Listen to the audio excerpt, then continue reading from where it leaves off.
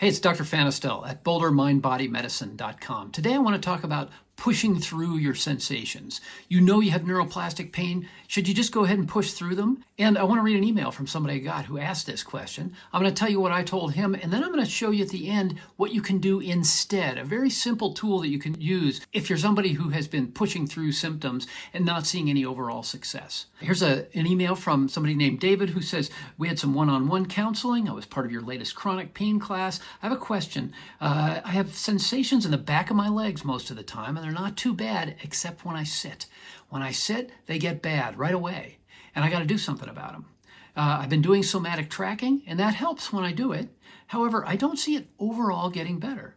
What should I do with the sitting? I don't know how to go about sitting. Do I only sit for a short period of time and then gradually build up the time? Or do I push through it and just while it's happening, try to calm myself? Thank you for writing, David. It's a great question, a really common kind of question that people have. And a couple of things come to my mind right off the bat. First, we're not doing somatic tracking to get better. You say, oh, I'm doing somatic tracking, and sometimes it gets better doing that. That's great if that happens. That's not the goal of somatic tracking. Just reminding you, the goal of somatic tracking is to remind the brain that the pain is not dangerous, and we don't care whether it gets better. You know, some people tell me somatic tracking doesn't work. It's not supposed to work. It's just a brain training tool. And so it sounds like you're doing it, and getting into that calming space can sometimes calm the pain down, but it may be that the reason you're not seeing overall improvement is because you're not quite bringing the right attitude to somatic tracking. We want to have that outcome independence. We're just doing it as a brain training. We don't care if things get better. And again, at the end of this video, we'll practice just a little bit in a different way than probably most people do it, some brief somatic tracking. So that's the first thing that crosses my mind. The second thing I want to say, don't push through it. If you are pushing through something, then you're having the sensations with a push through attitude, a grit the teeth attitude, a I can cope with this attitude, and I'm just going to do it a little bit longer attitude. That's a great coping skill, gritting your teeth, pushing through adversity. Don't lose it. I'm just saying that's not the attitude that's going to retrain the brain. You know, some of my people with the biggest difficulty getting better, the reason is because they have such good coping skills. They know how to grit their teeth. They know how to cope through adversity, and they're good at it. They've had adversity, and they know this works to get them through it. This will get you through your pain, coping with it, gritting your teeth, but it's not going to rewire the brain. So I always like to say, I'm not teaching coping skills here. Keep your coping skills, but we want to use a different set of tools to rewire the brain. And when you rewire your brain, you won't have to cope with these things anymore. But we're going to let go of coping while we do this. We're going to let go of pushing through. So here's my response to David. Here's what I said. Just sit for a short period of time. And when you feel the need to stand up, even if that's right away, see if you can take 1 to 3 minutes to do a somatic tracking exercise while you remain seated. If you become frustrated, or if you're unable to mindfully observe the sensations without fear or frustration, then do it for just 1 minute before you stand. But however long you do it, you'll be doing it with the knowledge that you're going to be standing up in just a couple of minutes, and so you're not doing the exercise to make yourself be there longer. You're doing the exercise to train the brain, just to do a bit of brain training before you then go ahead and give you and your brain a little bit of kindness by standing up. So in a sense, you're doing graded exposure. You might sit for just 1 minute, several times a day for the first week. Then go to 2 minutes, several times a day for the second week. But don't hold yourself to a particular schedule. If you need to go slower, go slower. I've had people start with just a few seconds. If the sensation is too overwhelming and you cannot mindfully observe the sensations for a whole minute, can you mindfully observe the sensations for 10 seconds, 5 seconds? I've seen people start with 5 seconds as a brain training tool. Remember, the part of the brain we're trying to train here has no sense of time.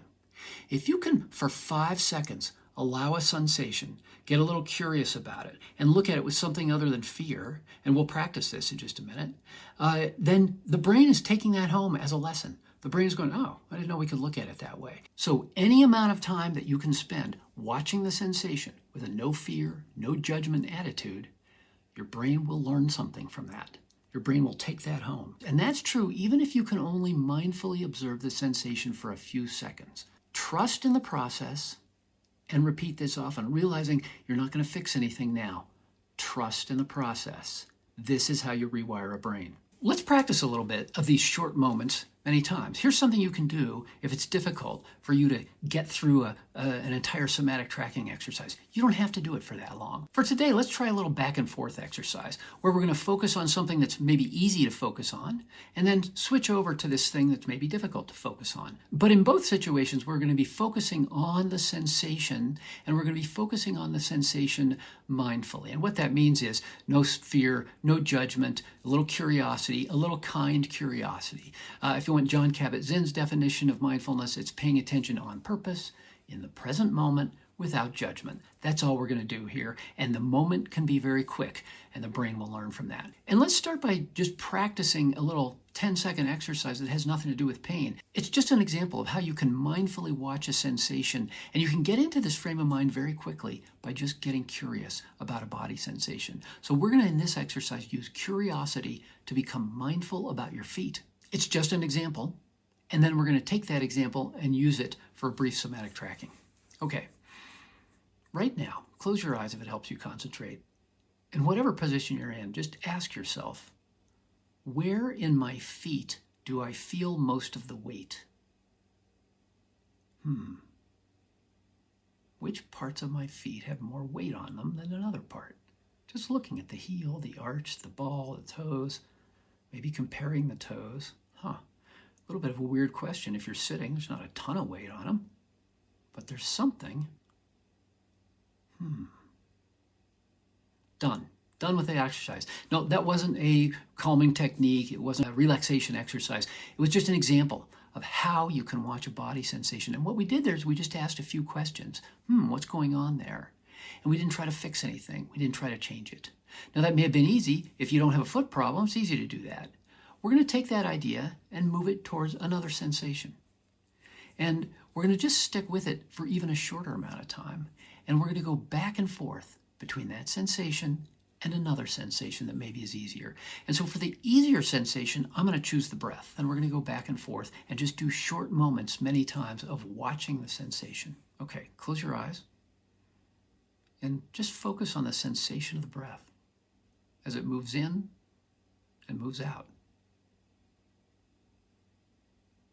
You might notice cool air going in the nostrils, warmer air going out. And then you might ask, is the sensation in my left nostril exactly the same as the sensation in my right nostril? And if not, is more air moving in one or the other? 50-50 is maybe the answer, but look closely. Sure, it's not maybe 60-40, just the feeling that it has, one side more than the other. No right answer, just looking that closely. Now turn your attention to an area of discomfort or tightness or pain in your body and look at that the same way. Let's just ask two questions. What word or words would I put on that sensation to describe it to somebody? Burning, sharp, dull, pressure, squeezing, vibrating, warm, cold, empty. Just a word or two. What is that sensation? And let's ask one other question. What's the highest point on my body I can feel the sensation? Where's the upper margin of it? Oh, yeah, there it is. And let's come back to the breath. Find the breath again. Just paying attention to the breath in the nostrils. Maybe just noticing cool air going in, warmer air coming out. Maybe seeing if you can feel the tiny little muscles in your nostrils that actually open up a little bit on the in-breath. Are you able to feel that? Most people can't, but just see if you can. Turn your attention back to your area of discomfort. Find that. And this time, draw a line around it. Maybe it's an irregular line. Maybe the borders are hazy, but it has borders. You feel it, you don't feel it somewhere else. Which shape is that? And whatever shape it is, draw an imaginary vertical line right up and down the middle of that shape and ask yourself, is the sensation more intense on the left side of the line or the right side of the line? And come back to the breath. What do you notice in the breath? Air moving in and out the nostrils. Can you feel the breath elsewhere? Is the chest rising and falling? Is the abdomen rising and falling? Are there any sensations in the back of your throat? One more time, turn your attention to your area of discomfort and look at that. Interesting. Okay, there it is. There it is. Maybe it's the same shape as before. Maybe it's slightly different. Within that area that you're looking, is there any focal point within that area? Is there any place where it's a little more intense, or is the sensation identical throughout the entire area? And come back to the breath. In and out. Just watching the sensation of the breath. And we can be done with that exercise. All right, that was just an example of a way that you can turn towards a sensation very briefly, and you may think, well, nothing happened. Maybe something did happen. Maybe you noticed, well, that was weird. It looked like this one time, and when we went back to it 20 seconds later, it looked like something different. It was a different shape, or it felt a little different. Maybe it was this exact same every time. It doesn't matter. Each time that we went there, we just gave your brain the experience of having a sensation with no fear, no judgment. We watched, we asked a simple question, and we only stayed with it a few seconds because for many people it's difficult to stay with the sensation for very long. We want to just turn towards it and allow it to happen, and then do something else. If you can allow it to happen for 30 seconds or 5 minutes while you listen to a somatic tracking exercise, great, that's fine too. But just note, are you listening? Are you doing somatic tracking with a little bit, I got to get through this exercise? Or are you able to just get curious about it? And if you can't get curious about it for the whole exercise, shorten it up. Short moments, many times.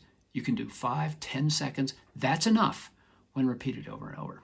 All right, so that's a little short tool that you might want to try. I did get a follow-up email from David where he said was, I was doing somatic tracking and felt like it wasn't working, but I think I might have been doing it with too much intensity and outcome dependence. Over the last week or so, I've been trying to calm my nervous system first with breath work. That's a great idea. And then do somatic tracking without expecting an outcome. And I believe that's what I was missing.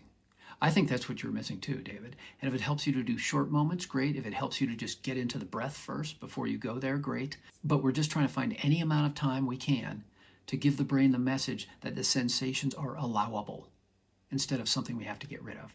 Even though, of course, we want to get rid of them. I'll leave you with this. You are trying to keep two contradictory ideas in your head at the same time. Idea number 1, I want to get rid of my pain. Duh! Who doesn't want to get rid of pain? Idea number 2, contradictory to that. Not today. That's not today's goal. Today's goal is to deliver messages of safety to the brain by sitting with sensations and allowing them to happen and allowing the brain to learn that. Relax into the process. Each time you do it, you're teaching the brain. The part of the brain we're trying to teach here learns by doing, learns by experience and repetition. Give it some brief experiences. If you can't give it longer ones, that's fine. Start briefly. Every time you do it, it files it away as another learning experience. And your brain will start changing. Your brain will start understanding that the sensations aren't dangerous because multiple times a day, you're turning towards the sensations with this different attitude. And the brain's like, geez, I didn't know we could watch it like that. All right, if you're new to mind-body medicine, you might want to check out my playlist for people who are new to mind-body medicine. And if you're interested in understanding this attitude of kind, gentle awareness that we should bring to the brain, you might want to watch this video about how to talk to your brain. Either way, give me a like, give me a subscribe, and I'll see you next time. It's Dr. Brad Fanistel at BoulderMindBodyMedicine.com. Thanks for watching.